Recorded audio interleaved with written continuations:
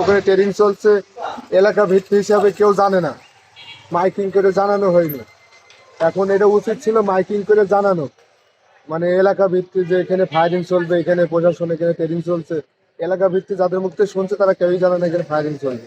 এর আগেও নাকি গত 2 বছর আগেও নাকি একটা শিশু বাচ্চা মারা গিয়েছে এখানে ফায়ারিং এ, এভাবে বাচ্চাটা মারা গিয়েছে। আবার এই যে মনে করেন যে 2 বছর পরে আমাদের প্লেয়ারটা আমাদের বাবু ভাইয়ের বুকে লাগছে, এখন আল্লাহ ভরসা বাঁচবে কি বাঁচবে না।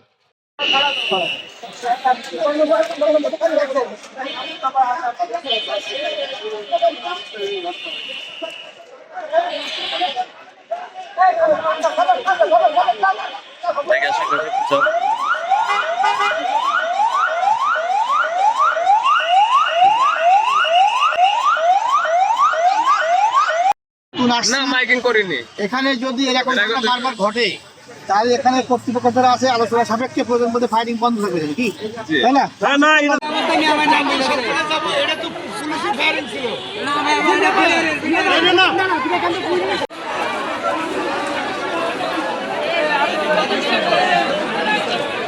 নতুন এবং ফিরে আসা গ্রাহকদের জন্য নগদে চলছে ক্যাশব্যাক সহ প্রতিদিন হাজারো উপহার জেতার সুযোগ। হবে আশা আর ফেরা, সারপ্রাইজ সেরা।